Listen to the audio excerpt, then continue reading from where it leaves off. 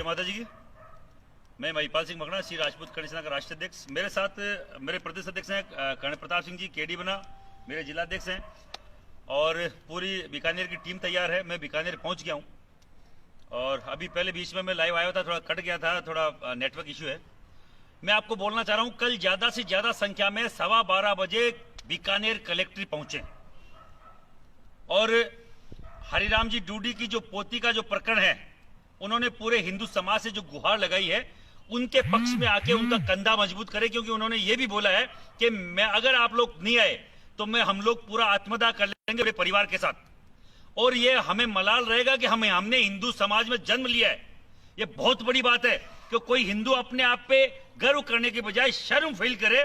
इससे बढ़िया है कि हम लोग 3600 कौम के लोग आके खड़े हो कि किसी की बेटी को कोई, चाहे वो बालिग हो गई हो 2 महीने 1 महीने पहले, अगर वो बालिग हुई है तो मुझे आप बात बताइए। मैं पूछना चाहता हूं पूरे देश के लोगों से कि अगर वो जब नाबालिग थी उसके ऊपर डोरे तो नाबालिग होते हुए डाले गए, उसके ऊपर अगर उसको फंसाने की जो साजिश है वो नाबालिग होते हुए करी गई है, तो उसमें ये केस तो उसमें लगना चाहिए। उसी मतलब ये केस तो एक बनता ही है उसमें। दूसरा, वो स्टाम्प दे रहा है 100 रुपए का, 100 रुपए के स्टाम्प पे शादी नहीं होती है।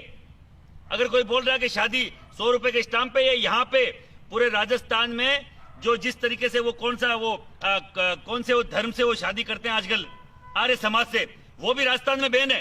फिर इन्होंने शादी किस आधार पे करी है? जो 100 रुपए के स्टाम्प है, 100 रुपए के स्टाम्प जो अगर इन्होंने कोर्ट में शादी करी है तो कोर्ट के डॉक्यूमेंट्स अलग होते हैं। मैं बोलना चाह रहा हूं हर एक व्यक्ति से, आप सबकी जिम्मेदारी बनती है। ये हरिराम डूडी नहीं बोल रहा है। हरिराम जी डूडी हमारे वो एक निधि है, वो एक पुराने लोग हैं जो 10 साल बाद में आपको नहीं मिलेंगे, जो अपने बेटे पोतों का किया हुआ कर्म अपने सर पे ओढ़े नहीं।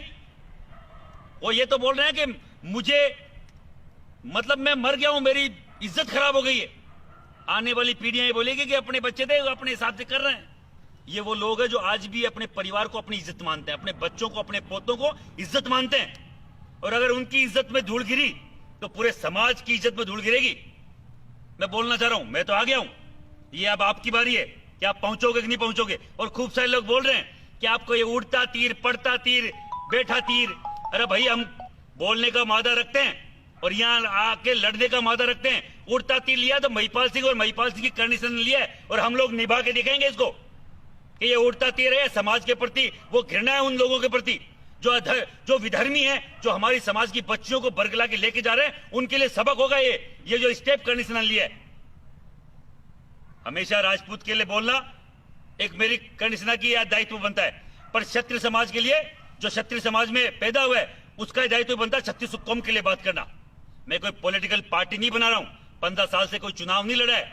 नहीं तो 5-5, 2-2 साल लोग फेमस होकर चुनाव लड़ लेते 3-3 बार।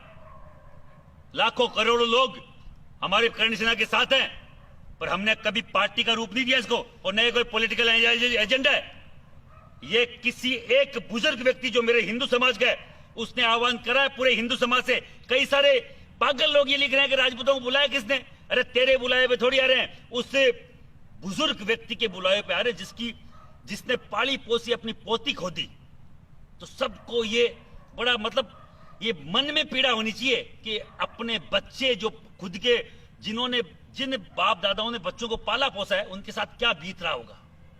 तो मेरा निवेदन है, आप सब लोग ज्यादा से ज्यादा संख्या में बीकानेर कलेक्ट्रेट पहुंचे। कल 12:15 बजे प्रशासन से हम पूछेंगे हमारी बेटी कहां गई, इस दादा की पोती कहां गई, हरिराम जी डूडी की पोती कहां गई, वो ढूंढ के दिखाए।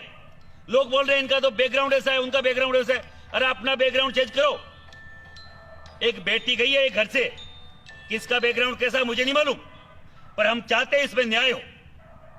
ये जो संविधान की अगर कोई बात आती है कि बालिका कहीं भी जाएगी, तो नाबालिग पे डोरे डालने का तो भी कोई जुल्म होता होगा, वो भी कोई जुर्म है। उसमें कोई धाराएं होती होगी कि किसी की घर में घुस के 1 साल तक नाबालिग बच्ची को आप बरगलाओ और बालिग होते ही भगा के ले जाओ। हम नहीं होने देंगे ऐसा। अगर वो अपने पैरों पे खड़ी होती तो उसको अपने अच्छे बुरे का ध्यान होता। वो तो बालिग हुई 1 महीने हुई है, वो बोल रही है कि मैं तो मेरी मर्जी से जा रही हूं। आप लोग कौन होते हैं? अरे तन ध्यान खाइए भाई, ए बाप दादा थाला ए खेती किसानी कर, किसान की बेटिन तू भगा ले गयो, कहीं नाम भी को सड़क मुख्तियार कहीं है। अरे तन शर्मानी चीज है।